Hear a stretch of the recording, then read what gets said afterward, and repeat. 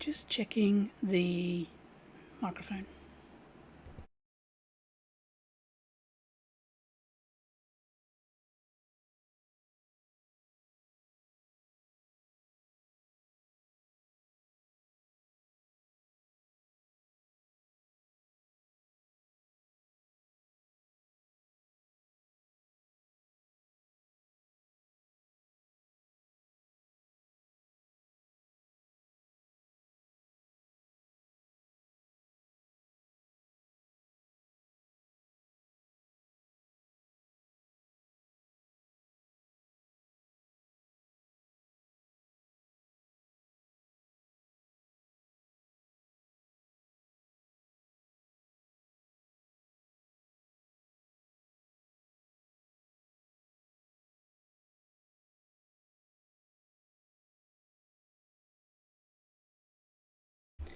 Checking microphone again.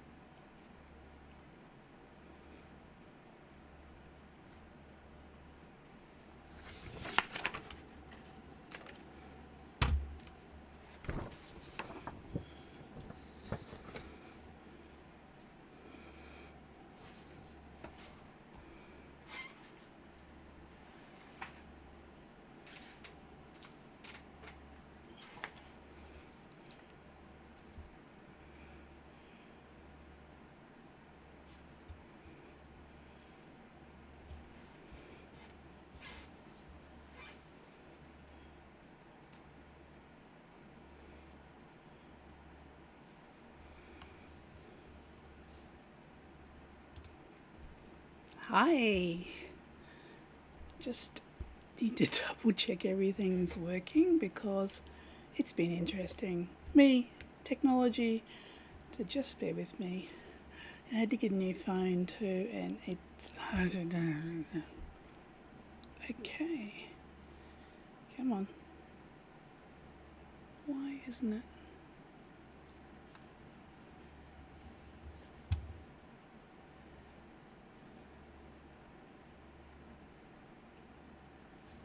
Okay, right. Okay. Hello everyone, welcome to all my Patreon supporters. It is February and I'm losing my voice again because it's been hot and we've had more dust storms and allergies. Anyway, I want to start with acknowledgement of country. In the spirit of reconciliation, I acknowledge the Ghana people, the traditional custodians of and the rightful storytellers and keepers of knowledge of the land on which this video is being created today. I pay my respects to their elders, past, present and emerging. Okay, right, and it looks like everything's working as far as volume goes. Yes, and that's working there. Okay, and I'm not getting feedback. Huzzah! Okay, right. February 2026. Would you believe it's 2026? We will start with the obligatory, oh gosh, don't spill my tea because I filled it, realised I shouldn't have filled it today. You've probably seen this one before. I found this one in an op shop. It's actually, what is it? Whatever that is. It's a happy, sunny, summery, pretty purple pictures. Even better, it's microwave and dishwasher safe, so yeah. And at the moment the tea is just a little bit too hot to drink, so I thought I'd do that to cheer myself up a bit today. And that's my tea. Is, I think it's Darjeeling. I honestly can't remember. I just grabbed a tea tin and did it today. Right, so I'll quickly just do a few event update stuff. So my next event is going to be Nellis Anxietist 10 in Sydney in April. That's on the 10th to 12th of April at the Stanford Plaza at the Sydney Airport Hotel and Conference Centre. Oh, yes, I read that. I'm currently working on some costumes and I have to make a mask for the gala dinner, and it probably have something to do with dragons maybe. I don't know, I haven't got that far yet. I'm trying to work out what material I've got in the big cupboard of stuff, so I can make something out of that. I did though crochet something for Dearheart. He's been wanting a hat. Now the problem, my lovely man, his head is like 62 centimetres, which is a lot bigger than average. And if you go into a lot of the hat shops and places online, they'll probably, well, 58, maybe 60 if you're lucky.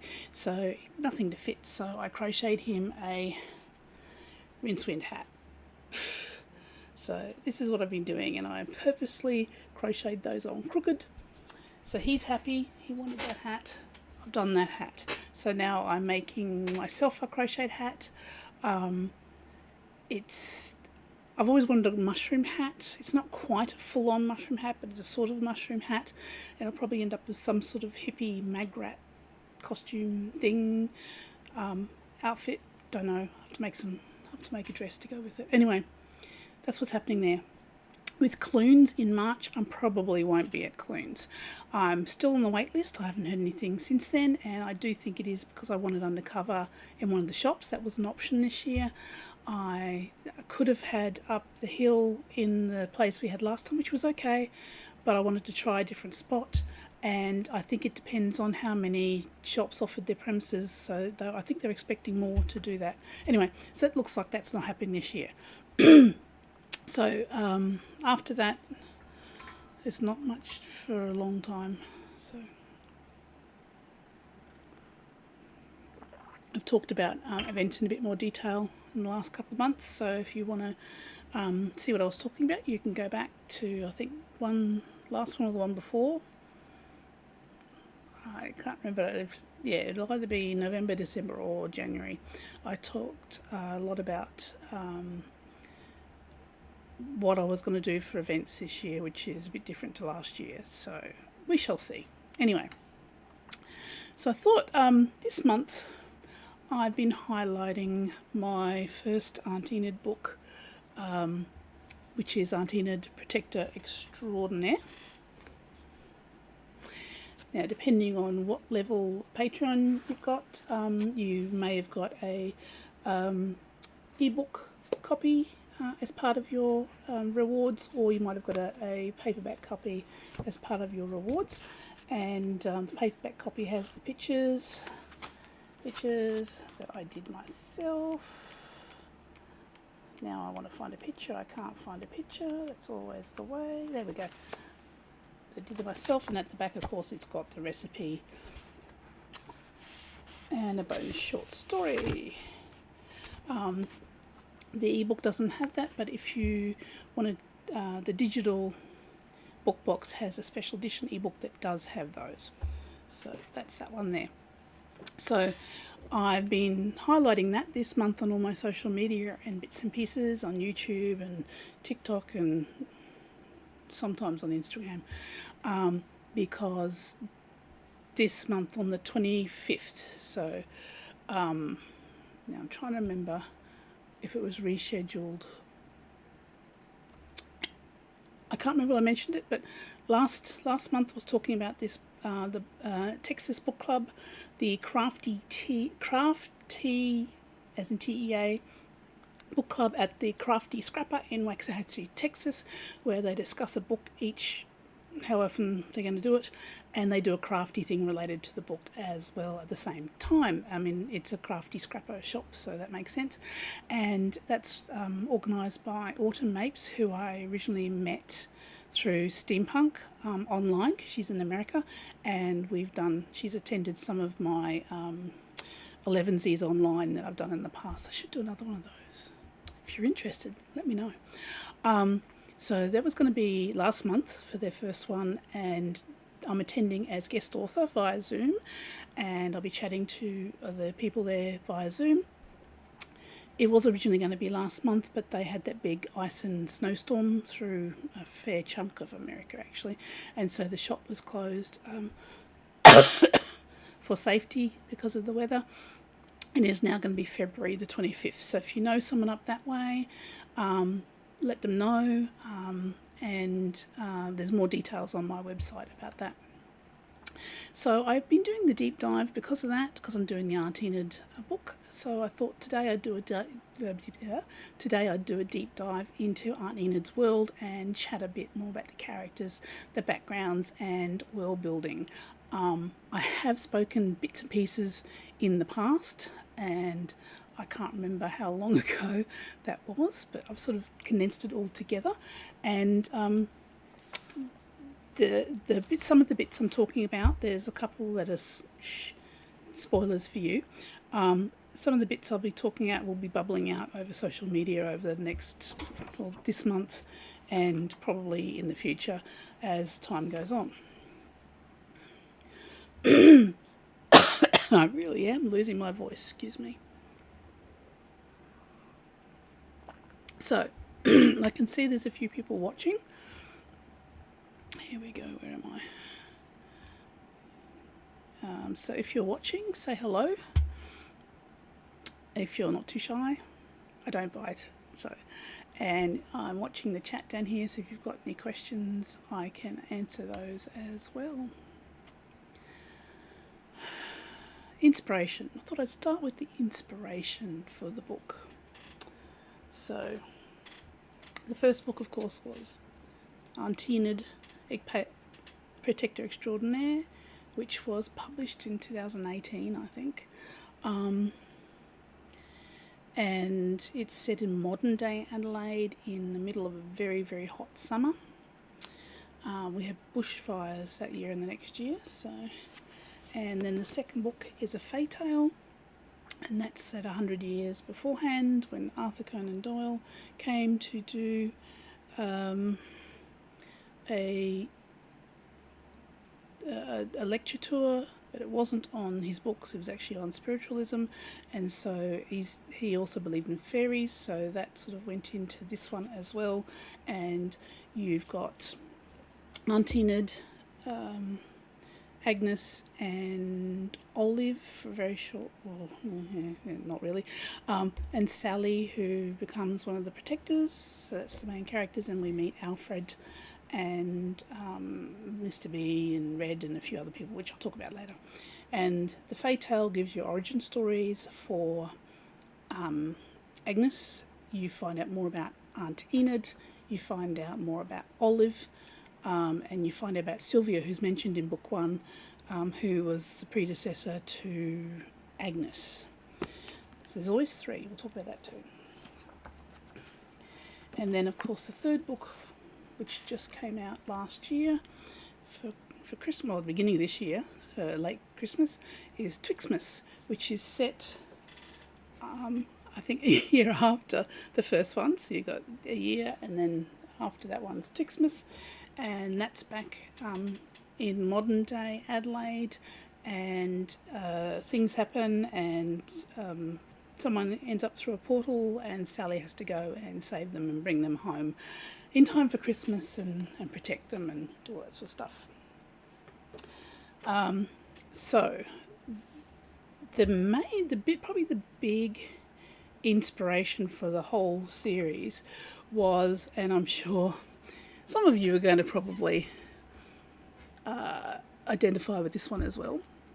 So you read fantasy book after fantasy book after fantasy book where the main character, especially the female main character, is under 20, sometimes under 16, and is the only one who can save the world. So it's always the young ones who can save the world. So at the time I was over 50, and I was starting to really experience we're considered invisible, out of date, not of any use anymore. I wasn't planning on going back to work because of the stress and anxiety and stuff I was told. Anyway, but a lot of people who are looking for work at that time get told that they're not wanted. But really, a woman of a certain age, or even a guy of a certain age, but a woman of a certain age has a lot to give. We've got a lot of experience. We've done things. We understand, try to understand things. And we've got a few tricks up our sleeves. And I always I reckon Miss Marple in Agatha Christie's stories does so well because she is a woman of a certain age and she is invisible and she can ask questions, and people think she's going a little bit doolally, but really she's finding information, and she can just hang around the background and people just ignore she's there. So I thought, why not write a series where the main female character, and most of the other main characters actually, were women of a certain age. And they are the ones who can save the world, because of all the things we mentioned before.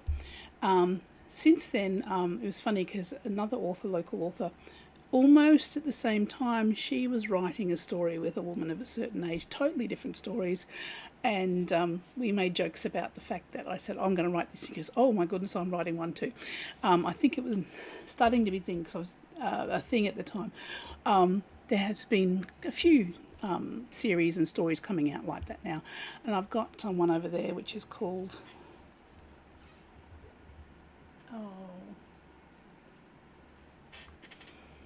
War of Crones, I think, again, where she's I think 50 or 50 and newly divorced, and she has to deal with magic that she's found out she's got and all this stuff. So I think that there is a lot of us, well, Gen X is hitting 50 and 60 and stuff like that now, and we're getting to that age and we want to be seen. And I think there's also, I think Gen X and Boomers are the biggest percentage of the population, so there's a lot of us around wanting stuff. I mean, there's nothing wrong with the other fantasy stories or even non-fantasy stories that have the younger main characters, but I just think there's more. I just want to see someone. It's my own age, doing stuff. It's like anyone who you want to see yourself in a book. Anyway, so that was a big inspiration for writing the Aunt Enid mysteries, and there's a fourth one going to come eventually, either after Department of Curiosities or after that. It's in the head doing stuff. Another big influencing factor was the environment, really. There's a few different things about that. So Adelaide was a big influencing factor. The year I wrote it was a very hot, scorching summer. It was written at the time of bushfires, bushfire warnings, and I'm trying to remember, I think it was 1819 was the big bushfires over here. Of course, we've had some more since then, but yeah, it was the really, really scary ones that took out most of Kangaroo Island and was running up the hills here, and it was literally 6 kilometres away from us. So we were starting to pack, and we went to the local community centre when they did their thing on what to do if there's a fire alert. And my favourite cheese making place, so there was a cheese making place up in the Adelaide Hills called Udder Delights, Udder Delights, which is so good. And they made goat camembert and goat brie and yummy stuff that I could actually eat without having allergies. And unfortunately, that whole section was totally just the cheeses were destroyed. And I have contacted them a few times, and of course, it's the money. They've got to do everything, so it's just as it is. So the hot scorching summer, the heat, we get a lot of really bad heat, particularly for about end of January, beginning of February. We usually have at least one heat wave at that time, usually February. This year we had a mini one for a couple of days at the end of January, and then February we had one that was about 8 days long, and it was horrible. And we were all watching the thing I've got on my phone. I've got on the very thing here, I've got Alert, which is an app that tells you where all the fires are, and you can to a certain area to get alerted for. At the moment we have lots of trees down, and the closest fire is Gillies Plains, and yeah, that was a stubble fire. Anyway, I have that on my phone, and I had that on my phone for years. And this year, was it this year or last year? End of last year, beginning this year. 2 really big whirligig, more than whirligigs, hurricane things came through, going through the north of Adelaide suburbs, and there was 2 of them coming through, and we actually got a major alert because it was heading straight for us. Fortunately, it went a little bit north and petered out by the time I got here, but the winds were really bad, and the alert, which I now know when that goes off, it's this god-awful, really loud siren. It wakes you up, and it was like, what the hell is going on? And that's when I found that out. So I'm assuming they do that for a fire as well. Hopefully we'll never do that. But yeah, the fires are a big thing here. So Adelaide's hot. We get a lot of bushfires. Adelaide has alkaline soil. So that can cause problems with all sorts of things. Like I have some lovely roses out the back, and they are really, really dark red. They were black. But because of the soil, they turn out this fluorescent red. It's actually quite lovely. I can do things to the soil to make them go black again, but they're just lovely the way they are. So Adelaide's alkaline soil. So I decided, well, there's another bit to that one. I'm rambling. So add into that hydrangeas, which I'll talk about later, which can act as a litmus test so you can tell what the soil is. Now, why I'm talking about hot Adelaide summer and the alkaline soil, that is a thing that is almost a constant in Adelaide, especially in summer. So around about the time that I was thinking of a new idea for a story, so this is before I did any of the Aunt Enids, For those not in Australia, there's a bit of an East Coast, rest of Australia thing. A lot of us not on the East Coast basically think that they don't think about anyone else. We love our people over there. Hello to everyone in Sydney and Melbourne. Well, Melbourne's sort of halfway, so. But anyway, someone who was from the East Coast, and I will not name them, they're not one of the Patreons, so they called Adelaide a hellhole. They said it was boring and it's a hellhole. And of course, if you've seen Buffy, you know where my brain went. So I thought, okay, well, why not lean into that then and make it a bit of a story thing? So you've got, what can make a hellhole? There has to be something different about the area. You know, is it put on some sort of sacred land? I didn't know enough about the First Nations history to do that, and I wanted to stick away from that because it's probably not my story to tell, not being one, and I didn't want to talk about Dreamtime because of some of those things that shouldn't be talked about. So anyway, I thought, well, what I can do is Adelaide has extreme heat and Adelaide has alkaline soil. So what about if those two combinations of the alkaline soil, some sort of something, I still haven't worked out the positioning of where it is, maybe ley lines, I don't know. And the heat, which makes it worse. So you've got the soils there all the time, and a particular place in the Adelaide Hills, which is probably to do with there's so many different spheres. Okay, I think I've talked about this before. All the different worlds converge at particular points over the Earth. Use the thing of thin places, which is a Celtic thing, and there's a few different things. In my or Aunt Enid's alternate world, there's like a multiverse of different worlds, and each world is got its own magic system, or there's an overall magic system. We'll talk about that later. And they're like shells of things, and you can pass through the shells, particularly at certain times of the year, or when certain things are happening, like the alkaline soil, alkaline soil, and the heat will make it particularly thin certain days, like Twixmas. They can make it thinner too. So where they are in that area is prone to having things coming through from other worlds, basically. And so I thought, yep, that gives me lots of leeway. I can have a different thing per book. And because of that, these protectors have been effectively sent there to protect that area and stop people coming in from the other worlds, which I will talk about later.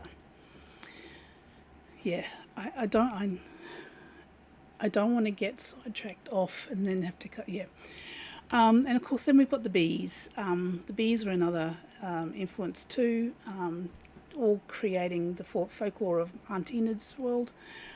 So bees are becoming endangered, and of course I added in the folklore about telling the bees, if you know what telling of the bees are. Telling the bees is European particularly, I think, in English. The bees are communicators between our worlds and other worlds.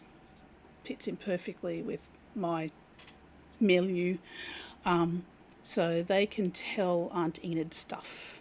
They know stuff. They can send messages through. They can warn the protectors. Now, bees are becoming endangered. That becomes a problem if they disappear, because it's going to make it harder for the protectors to do their thing. So that's in there as well. Then we've got cryptids and creatures. So probably what started me off on that, because each book has a different cryptid or creature or thing that comes from another world. So for the first one, it's the nebulous, mysterious, the dark, which Aunt Enid has come across before. And yeah, it's coming through. It's more of a supernatural, big, horrible, nasty entity thing that has its little minions go ahead and collect souls because it needs so many souls to get through. It can't get through the portals or the bits between the veils between the worlds by itself. It has to have power, and the only way it can get that is by collecting souls. So of course, then it becomes a murder mystery because you have to find out who's killing the people to get the souls. And that's the basics of that one. By the time we get to Fatale, the story of Arthur Conan Doyle and him believing in fairies made it perfect. Also, went to a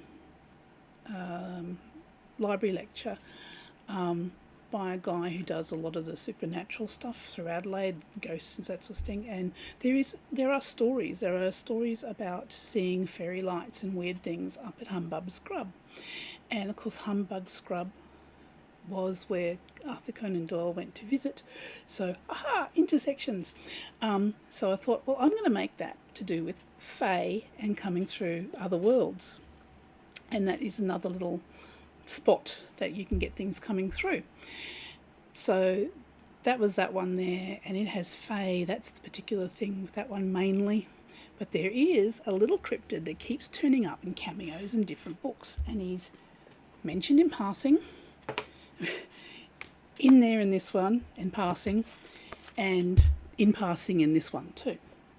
And that's thank you to local historian David Brooks. Now, he was the historian at the local library and now works in the city for the Mortlock Library. Gorgeous library. Often comes up in the top 10 of libraries in beautiful libraries in the world. If you ever come to Adelaide, check out the Mortlock Library. It's just lovely. A lot of students go in there to study. I've been in there to write on occasion when I could travel more.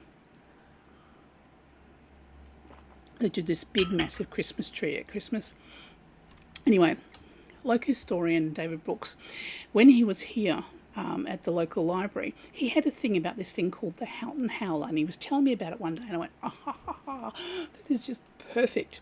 Now, the Houghton Howler is like the Tasmanian tiger, and it actually has been sighted apparently on odd occasions in the local Adelaide Hills. So this is going back to colonisation. I'm not sure about before that, but most of the recent ones at the time when I was writing, they had 1971-ish, and it was in the papers, and I think 2016 there was another sighting apparently, and there was video, and it was all very mysterious. And so I thought, well, what if the Houghton Howler is real and it can travel through the portals? It's a bit sneaky. Can you trust it? Don't know. Aunt Enid's had chats to it. Can it be helpful? Sometimes. Can it be not helpful other times? Maybe. But I thought it's just something I thought was cute. It's something local. And again, I thought, well, yeah, it's just going to turn up every now and then. And maybe one time down the track in one of the books, it might have something else going on. I still haven't worked that one out. But that is just, when I saw that actually was the original thing to give me an idea to have cryptids and creatures that come from the other worlds for a different one for each book. Yeah. So it was the environment, the weather, the soil, the bees, local history, that sort of thing. So that all got plopped into the melting pot and stirred around for a couple of years, and eventually it bubbled up. And I thought, yeah, okay.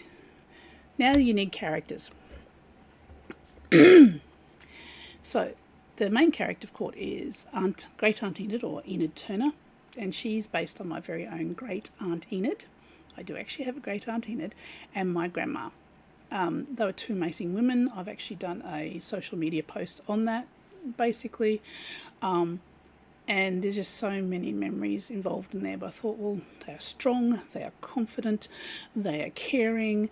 And so that's what I wanted to base Enid Turner on, and she wants to save the world and save her friends. She just is a caring person. She does have a few foibles, quite a few foibles actually, but yeah. Then you've got Agnes Farrow. Now, she loves cars. She has an original 1965 Wolseley, which someone has pointed out she's not old enough to... Well, she is old enough. But yeah, she's still got the original one that she bought herself in 1965. Enid taught her to drive in a 1919 Lincoln Tourer in 1920. And that happens in a Fatale. And you also learn what happened to stop Enid driving, because in the current books in the head, like the first book and the third book, she doesn't drive. And she relies on Sally or Agnes to drive her around, and there's a reason for that. So Agnes is a bit of a rebel. She's concerned with appearances. She was made a protector without consent. There's a bit of that because of the way... Yeah, that comes in the magic bit of the way protectors are chosen. There is a reason, but yes, you have to. It's almost the fated, no, not the fated one, the prophesied one and the chosen one and all that sort of stuff rubbed in. Anyway, so there's Agnes. Was she based 91? I don't know actually. Just actually she's probably loosely based on my uncles who are real big car rev heads. Lovely men. Anyway, then there's Sally, who was named after a friend of mine from primary school, and she is the great niece of Enid. She doesn't know the secret of the protectors at the beginning of the book. She had often stayed with Aunt Enid in her childhood, at least until 10 years old. So if you've read Aunt Enid's, it was a Patreon reward way back when. It's in the back of, if you have the paperback, it's in the back of this one. I think it's also on my website somewhere. Gosh, that's a long time ago. It was a short story I wrote right at the very beginning when I was thinking about stuff. I'd sort of written this story with this girl who visits her great aunt, and while she's there, the aunt goes out to play bingo, and she must be older than 10. Anyway, aunt goes out to play bingo, and in the meantime, something arrives through the portal, but she doesn't know it. Sorry, not through the portal, through from the other world, and it's big and mysterious and horrible and nasty, and suddenly the army of garden gnomes pops up and attacks it and protects them all, but she actually ends up she freaks out and ends up with PTSD and panic attacks and fear of a really bad fear of garden gnomes. And she doesn't remember any of it though. Spoiler. Okay, hang on. For those, where's my spoiler? Where's my spoiler thing? Spoiler. Little spoiler. Spoilers. Okay. Because we find out in book 1. So, yeah, that's been out since 2018. That's what? Oh my goodness. It'll be 8 years this year. Holy heck. Aunt Enid actually used magic to wipe her memory of them because she thought she couldn't handle it. She was too young. And of course, we all know, if you've watched, I don't know, so many movies and stuff, X-Men or something, if you go and do that and don't allow someone to work through or talk to people about it or whatever, you're going to have problems down the track. So Sally is the newcomer, and we learn about the hidden magic of the protectors and about the other worlds and things that can come through them through her as she learns about it. So she's sort of the newcomer, and Aunt Enid and that are the sort of wise people type thing. I can give it a spoiler now. There's going to be another spoiler later. And she learns about this when one of the other protectors is lost, and the amulet chooses her to be the replacement, not by her choice. And of course Agnes understands this because this happened to her in Fatale. So it was written so you find out about the thing and then you can go back and find out some background. But if you want to read it in order, you can learn about the background and a bit of stuff and then come to this one. You can read it a couple of different ways. So through books 1 and 3, we experience Sally's a panic attack and her journey to reconcile her magic and her circumstances and dealing with the PTSD. So we learn about her issue, or her attacks in this one, and of course by the time we get to this one, she's having to deal with it whether she wants to or not. And by the end of the book, she has an uneasy understanding. She probably replaces that with a fear of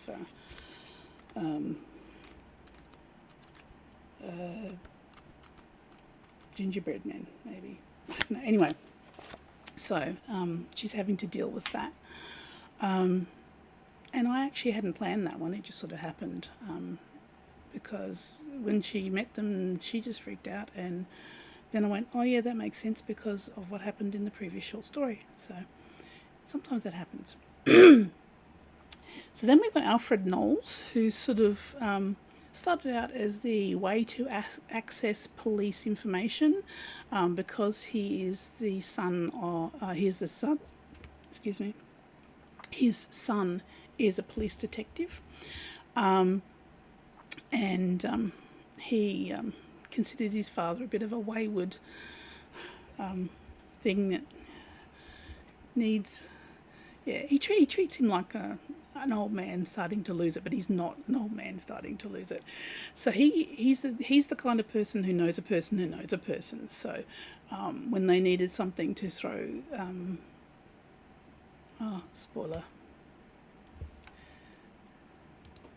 When they needed someone to throw jars of lemon butter at the bad guy, he knew someone who was in the SCA, which is Society of Creative Anachronism, so they had a trebuchet so they could do it. So he knows stuff, he's done stuff. He was a war vet as a cook. I'm trying to remember, I think it might have been the Vietnam War. Could have been the Korean War. Anyway, he was actually a chef though, so he didn't fight, he was a chef. He also dabbled in electronics, and he can pick locks, and he carries lock picks with him, although that is illegal in South Australia, and that comes up, and they don't tell my son because I'll get in trouble type thing. And in the end, he ended up as a sort of love interest for Enid right in the background, just this little tiny sweet thing in the background, and he's always challenging her. So apparently he's getting popular, but of course the two main popular ones are coming up. So we've got Mr. B for something, which you find out in the second book. So he's a charcoal, appears to be a dark charcoal grey cat.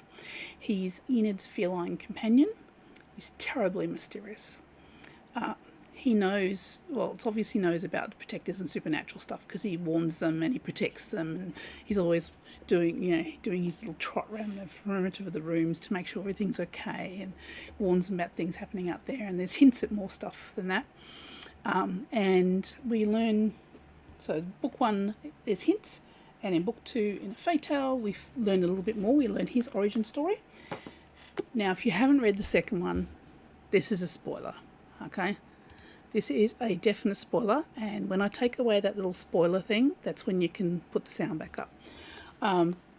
So we learn in this one he's actually Mr. Barrington, Owen Barrington. So it's Owen who is mentioned in the first book as an ex-boyfriend or whatever of Enid. It's mentioned in passing that she's comparing Alfred to Owen. So he's a guy in here, and he's going to ask her to get married. So they're going to get engaged. She's about 40 or 30. She appears to be 30 or 40. When he discovers the secret of the protectors and the hidden magic thing, he freaks out, and he's just one of those ones that go, oh my gosh, you're a witch. Oh. So he's one of those guys. He does get better. So this is 1920, and so then he gets cursed by the Fae for what he did and how he treated Enid, and he is turned into a cat. Okay, end of spoiler. So he's jealous of Alfred, and we will learn more about him and his abilities in coming books.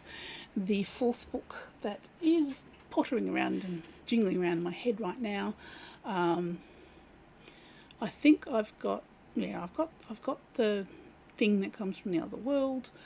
I know what's going to happen with Mr. B.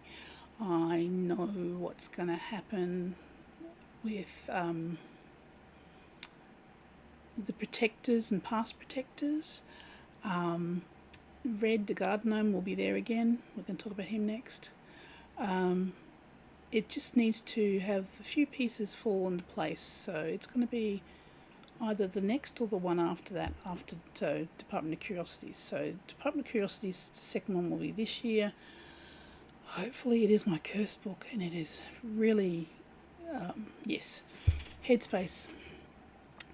But there's about 3 other books bursting, wanting to be written, so I do want to write Aunt Enid one after that, but it could be after another one, depending on which one has most of the story come through my head. Anyway, yeah.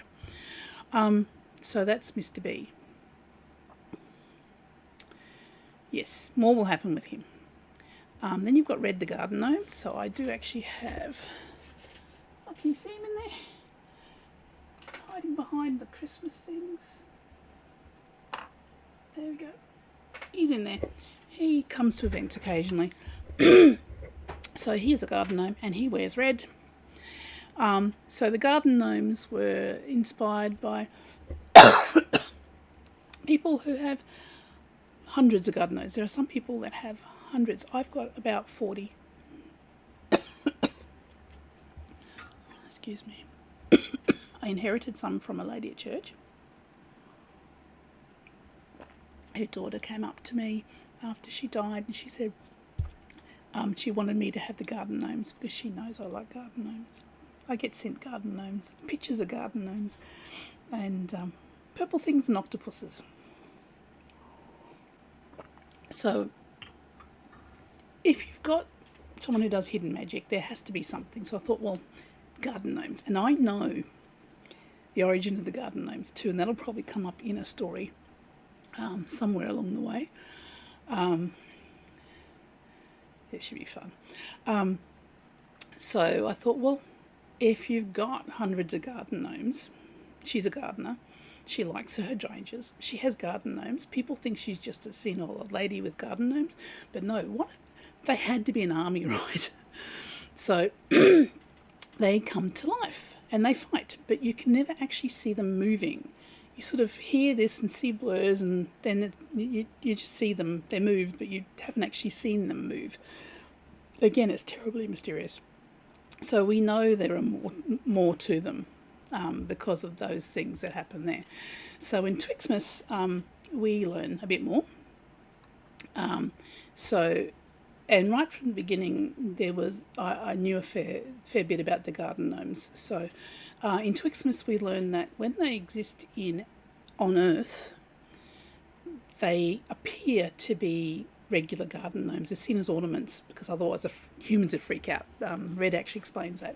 But they exist on more than one plane, and they have illusion magic. So that's how they can do their stuff without being seen. So they're doing stuff sort of on different levels of existence. When they get to other worlds, so I thought of this for a little while, and I thought, well, I'll put this in Twixmas because they're going, if Red has to go.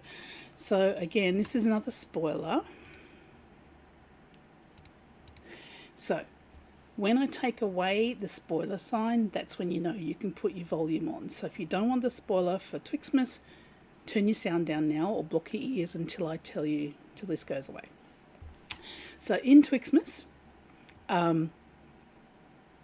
when Sally and Red go to the other worlds, he becomes flesh and bones. So he's actually a real boy, real man, real fighter.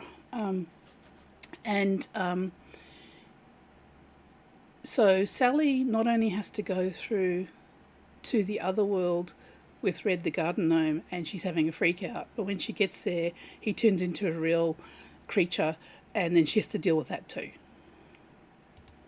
So there you go. I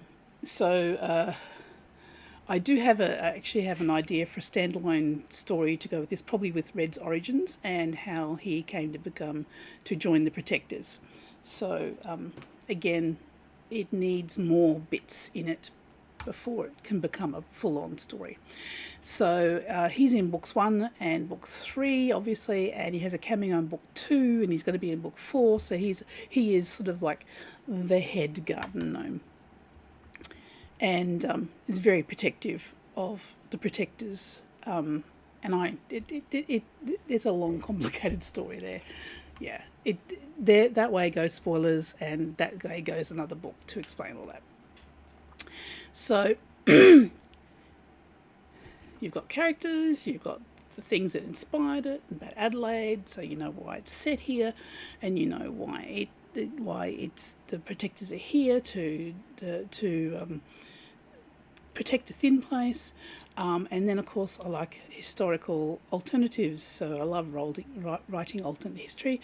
So, of course, there's hidden magic that's parallel to our world, and the everyday person can go around and not see any of the hidden magic. There is a guy, again, another potential story idea. I'm trying to remember his name. Oh, what is his name? The old guy in the hospital that Sally looks after, that's got lots of injuries. He has seen, back in the 40s or 50s probably, he has actually seen Agnes and Olive and Enid doing their thing. And he knows it's real, and he's trying to go out and that's not actually in the book. This is background, so this is a bit of exclusive. He is trying to go out and fight these things as well. So he doesn't do so well. He's always ending up in hospital. I would love to write his story sometime. It'll be a lot shorter, but it'll be fun. Anyway, so with the books. In Aunt Enid Mysteries, there's a lot of my own childhood memories that have become items in the book. So there's the old, we used to have an old purple Wolseley car, so that's why Agnes's car is a Wolseley, and I think it was about a 65, 66. I'm trying to think, I would have been about between 6 and 8. So that would have been 71. So yeah, it would have been a really early Wolseley car. And I do remember one time, so this is in Queensland, up in Bli, which is further to the coast out of Nambour, on the Sunshine Coast, and there's hills, it's very hilly, and we lived on a hill, it was like, and we'd catch the bus at the bottom of the hill, so we had to go up the thing, around and back down the hill, catch the bus at the bottom of the hill, to school and back home. There was only one bus, so if you missed it, you're in trouble.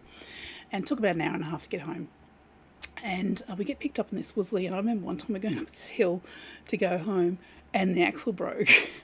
So that Wolseley has some fond memories. Mum used to call it the old purple people eater, which of course was a song at the time. And then there's wood-burning stoves. So Aunt Enid has a big, huge wood-burning stove with enamelled, and it's got like 101 different doors. So you'd put, depending on what you were cooking, it went in a different door because that would be different heat. And that we had one on the farm, and my great Aunt Enid also had one. And, of course, making lemon butter was at Aunt Enid's. And we also had this old washing machine on the farm. So this is 71, well, actually it was earlier than 71, but my grade 1 to grade 4, definitely I was old enough to remember it, but it was this old cylinder washing machine that would heat up the water, and then you had the mangler. What are they called? The rolling things that squeeze out the. So you wash it, then you put the washing up into the two rollers, and it rolls through and it squeezes the thing, and it comes out the other side all flat and lot less water in it. I don't know what it's actually called, but Mum used to call it the mangler because if you put your hands in it, it would mangle them. So Aunt Enid has a very old washing machine, but then again, also they have the old cars and the old stove and the old washing machine and stuff, because electrics don't work very well. And I don't know where I got that idea. Just thought the way the magic is, which I'll talk about that later. I'll talk about it later because I'm talking about magic down the track. And of course the hydrangeas were at the bottom of my great Aunt Enid's old Queenslander house. It's a big Queenslander house, which, if you're not from Australia, it's a big wooden house, basically squarish, and it's got a veranda right round with a roof, so it's cooler, and it's up on stilts, one for the floods and two for the coolness that goes underneath to cool down the house. And the steps at the front, she had a hydrangea on each side. I remember those, and she used to tell me about how they changed the colours. So that's something from my early childhood that went into a book, 50 years later. Wow. So that's how the hydrangeas came in. Plus, they change colour, so they're a litmus test, so that makes it easier for Aunt Enid to make sure that the soil is not alkaline. Yeah. Book 2 had the fairy doors that are in Adelaide. When I first moved to Adelaide, someone mentioned about these fairy doors that are around the place, and I've talked about these before. So I thought, well, in book 2, I thought, well, the Fae, we've got Arthur Conan Doyle. It was in 1920, so it's after World War One, and there's going to be refugees because the reason they got pulled into the Fae deal was to stop our world being brought into another world war. So they were having a war as well. So they were having refugees come through, and I thought, these are like refugee portals. These aren't where the worlds are too thin and you can get through at certain times. These were made as portals. Now, the protectors don't know who made them. Were they made by the Fae? Were they made by someone with real big magic? Was the shoemaker, which is one of the characters in A Fae Tale, who will turn up again, did he do it? There's all this sorts of stuff. But the current modern day protectors don't know. Agnes knows because she was around, but you had Sylvia and Olive as well. And they're both gone by the time we get to book 1. So the only person who knows about them is Agnes, and she's not going to tell anyone because she's been helping. Well, she may sometimes help them, I think. Yeah. So with the other world refugees, in A Fae Tale, I'm talking about how there's refugees coming through, and the short story Portals and Portents has a specific episode where that happens. And they may have called the Spanish flu, but the protectors are supposed to stop them coming through, and that's why they don't know about these doors. So the powers that be, who made the rules for the protectors and have said that they can't let these refugees come through, but yeah, Olive and Agnes do help them, and Sylvia, of course, was adamant that they had to follow the rules. She was a real stickler for rules. Yeah, magic system. I just realised I actually didn't think I'd have enough to talk about, and I'm actually probably going to talk a bit longer. And what did I just do there? I just did something then. That's what I did. Okay, magic system. So there were always 3 protectors. That is the rules. There are 2 types of magic. So first of all, most of the protectors only know in the first and second books. Yeah. The first book, we learned about the magic. The protectors have a learned sort of rote type magic. If you do D&D, it's like sorcerers versus wizards. One's innate, and one's sort of you have to do the rules. So the type of magic that the protectors and the people that made the rules and stuff like that use, they use Latin words to shape the ether, because at the time that was the sort of government. It was in that era that these rules were made, and so that's been passed down. How to do that? It's been passed down to the generations, and of course they've been told to log things that happen, and all that sort of stuff is very strict, and you need amulets and a focus. So the amulet allows you to be able to collect it, to access the ether, they're told, and they have a focus. So you can have Aunt Enid has her cane, her walking stick. Olive has a pen that was left to her by her husband who went to war and died. Agnes has, I can't remember, oh my goodness. Anyway, you need a focus. And these are strict things. You have to have this, and you have to do that, and you have to do this, and you're not allowed to do any other way. And the strict rules were made over 1,000 years ago to, well, a little bit of a spoiler.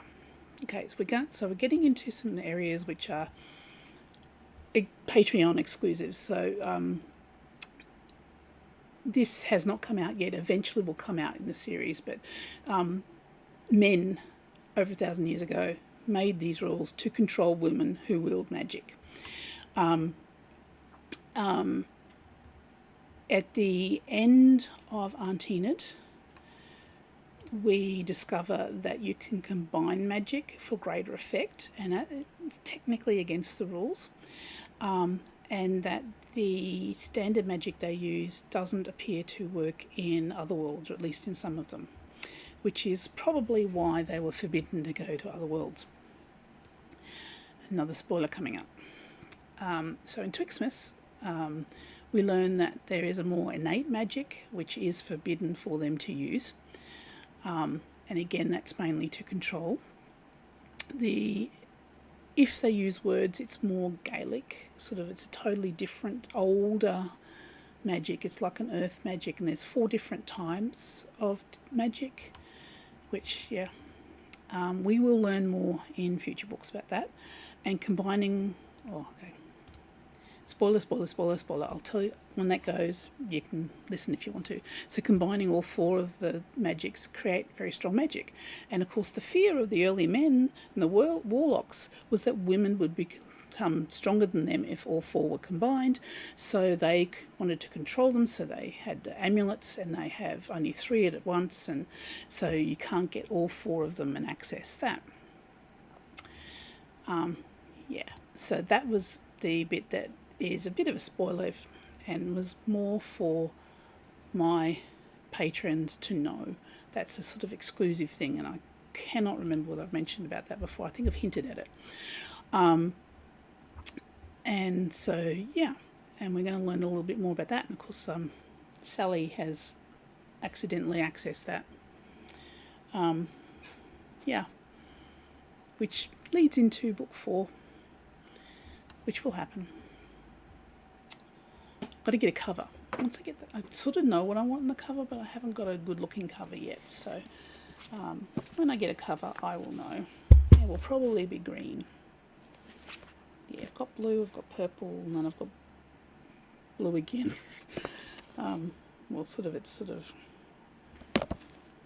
Anyway. So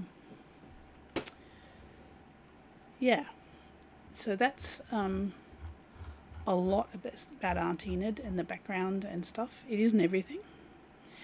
If you have any questions about things you want me to talk about Aunt Enid specifically, then by all means pop them in the chat, or actually you can go to the Patreon post with the link. So go to the linked post that should be pinned at the top, which is the one that has the link for this live chat, so you can actually watch it. If you put on questions and stuff on there, or message me or something, and I can talk about that at another one. So that's a lot about Aunt Enid, because that's what I'm talking about this month. As the year goes on, I will be talking more about Department of Curiosities and more steampunk. So so that is probably it for today. As I said, if you want me to ask other questions, let me know. I'd love to hear your feedback and suggestions about what you would like me to talk about next month. because usually I don't have any idea what you want me to talk about, so I'm just sort of spitballing and trying to pick something out of the air that you might like a little bit more detail about. Yeah, so I'll put save on that because I changed something. So yeah, I would like to thank you all for supporting me and continuing to support me this year. And yeah, stay cool, stay safe. One of our acorns has stopped working, and this morning the car air conditioning stopped working, so Dave had to take the other car. So we're having fun over here in the heat. So hopefully it'll be nice and cool, and you stay safe, and hug a family member or a friend. And I will see you. Now what are we in? March. Oh my goodness, I will see you in March next month. Hopefully I can go back to the earlier time again. I was going to do it on, well, I'm late. The second, so the first Monday, which was the 2nd of February, but I wasn't well. And then I wasn't well again. So hopefully next month it will be, oh, of course, the 2nd again, because there's only 28 days in this month. So hopefully we're back on track for next month. So why I'm rambling is because I'm trying to remember which one of these I turn off first. And I think it's this one. Okay, so thank you very much. Look after yourself, and I will see you next month. See you later.